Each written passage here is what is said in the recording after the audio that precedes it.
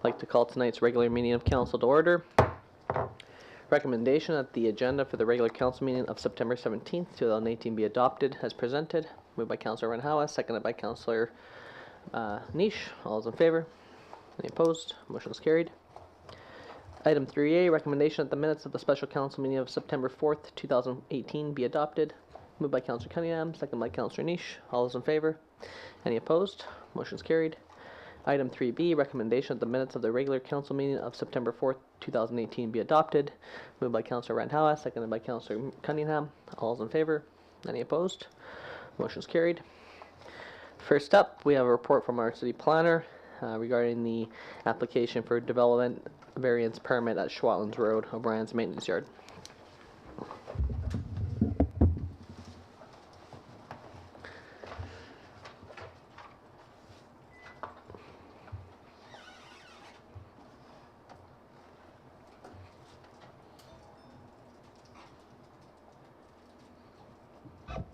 Thank you, Mr. Mayor.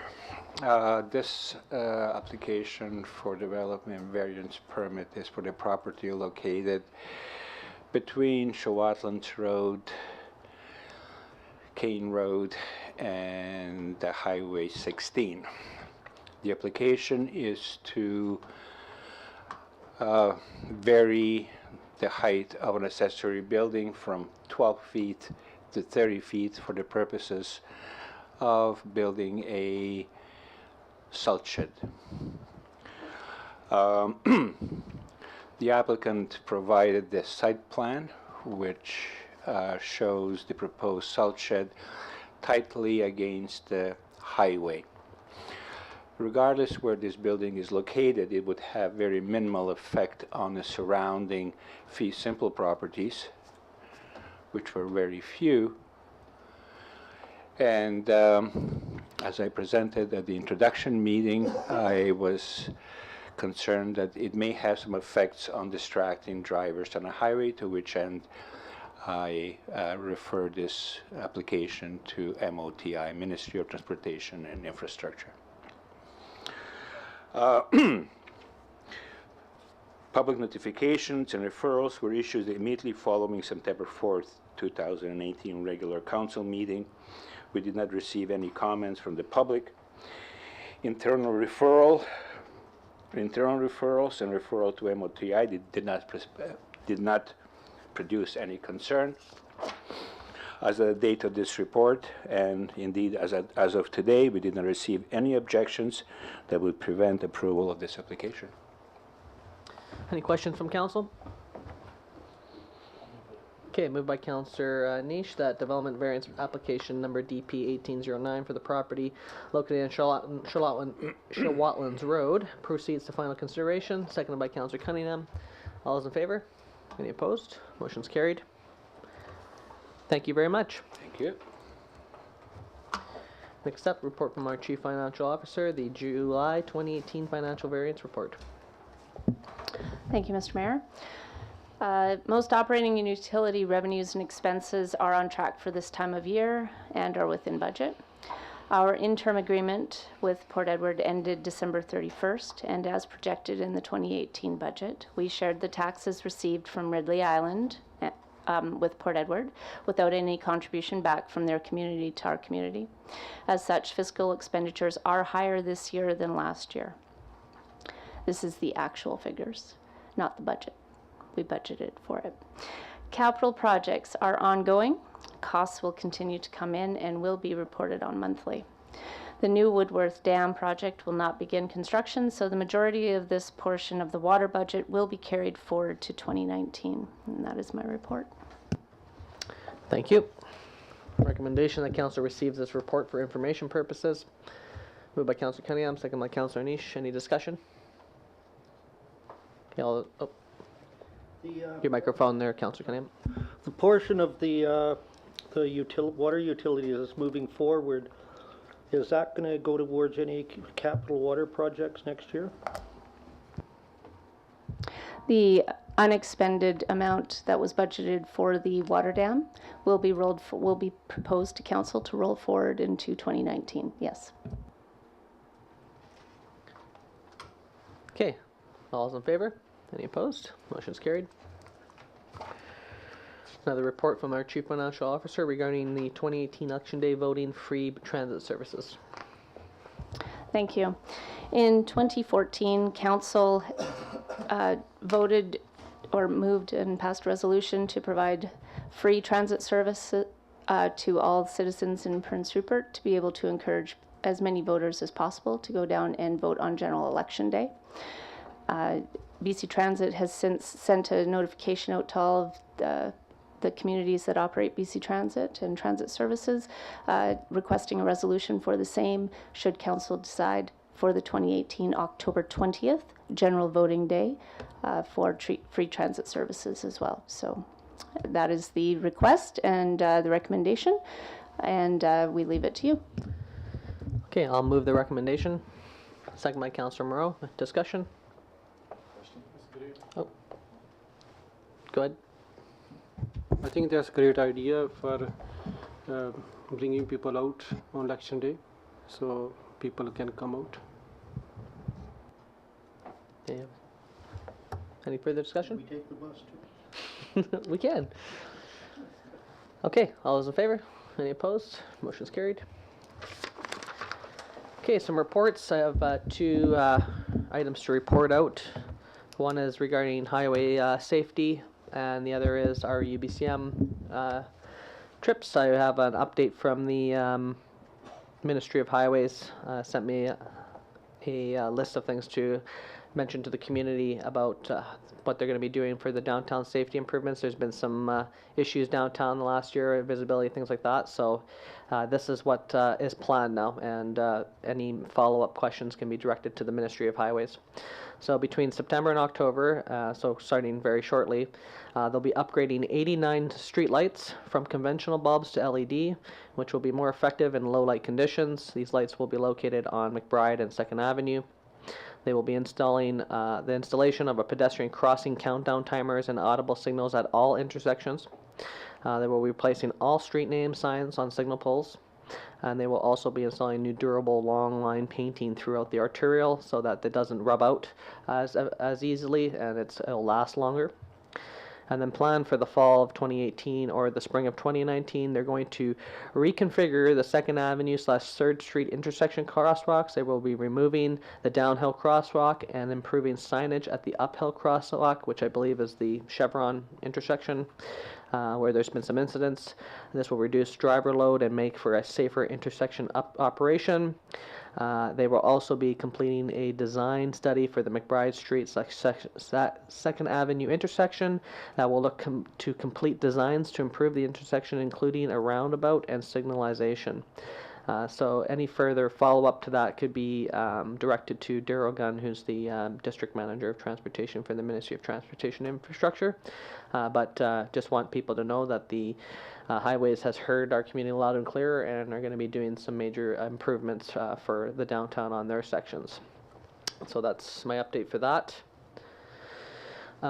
Also, staff, myself, Councillor Niche, and unfortunately other councillors had work obligations, weren't able to make it. We're down at the UBCM this year, which is the annual conference where we meet with government officials and we discuss our issues. Three noteworthy things that have been discussed. As many people know, I've organized the mayors of 7 other communities around the Port Property Tax Act. A joint letter has now been signed and delivered to Minister Carol James, essentially requesting a review of the Port Property Tax Act. And we had lots of discussion with those communities as well as Carol James about this act and the impacts on it. And I can't speak for the ministry, but there were very positive discussions, and we're hoping to get more traction with the province on this in this upcoming year here. We also discussed the Ridley Island tax sharing agreement with both Municipal Affairs and with Ministry of Finance, outlining the impacts of an agreement from 1981, which we believe no longer makes sense, and that there needs to be a review of that and ongoing negotiations with that, as well as shared service agreement with Port Ed to contribute to the services that they rely on in Prince Rupert, which they do not contribute to at this moment. So we're going to continue working with the province on finding a resolution with that, and felt that there was some positive discussions on that front as well. Another notable thing was just discussing different layers of infrastructure issues that we have in the community, and most notably, we were discussing the phase 3 of the waterworks project, which is the submarine lines, as well as includes water treatment now, and that we're trying to get a grant now for that project, which would then complete the waterworks project completely. And so those are some of the noteworthy items that we discussed with the province, and we hope to have a few provincial bureaucrats and ministers come to Prince Rupert and take a look around here and start being able to see some of the more high-level kind of port growth, what we're up to, so that we can continue with our strategy to redevelop the community and bring some new income and capital into the town. So I felt that was a very positive week, and staff had their own meetings with different levels of the bureaucracy, and yes, it was I think very favorable for Prince Rupert, and those are my updates. So other updates from council members. Councillor Randhawa. Thank you, Mr. Mayor. Yesterday, me and Councillor Rowe had a chance to participate in Terry Fox Run, and I'd like to thank Northern Credit Union for organizing this event, and special to Jim Train, who's very passionate for Terry Fox Foundation and raised over almost $750,000, and also like to thank all the Prince Rupert community members for supporting the Terry Fox vision. That's my report. Thank you. Other reports? Councillor Cunningham. Well, our chief financial officer is here. Is there anything in the park budget for new kiddies parks similar to Mariner Park or McKay Park? Because what I've noticed is we've got those two parks. They're up and going. They're well used and everything, along with the park on McBride, across from the police station.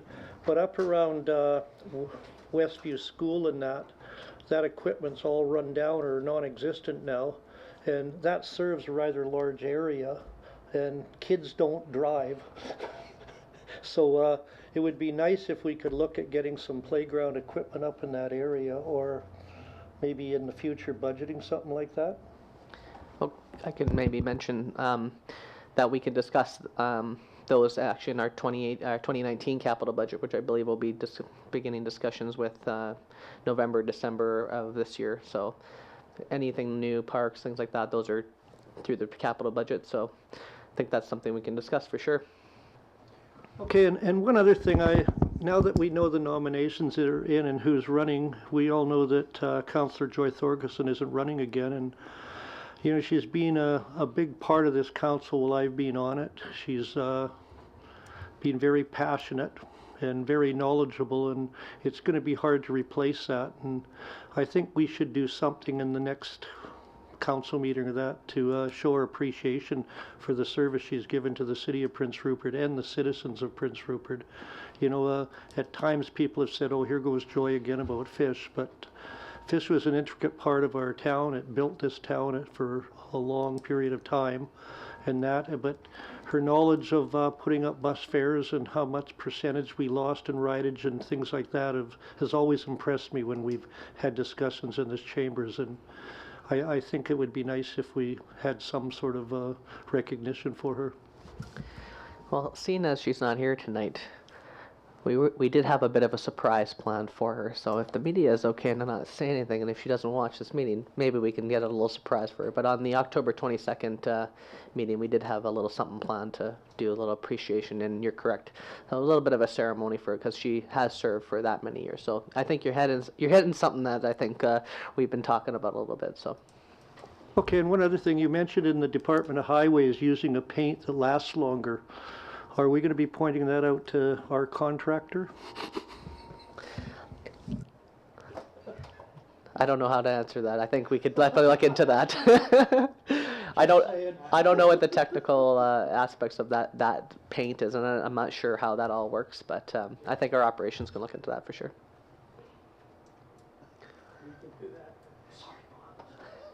Any other reports from council? Okay, motion to adjourn. Moved by Councilor Morrow, second by Councilor Randhawa. All those in favor? Meeting is adjourned.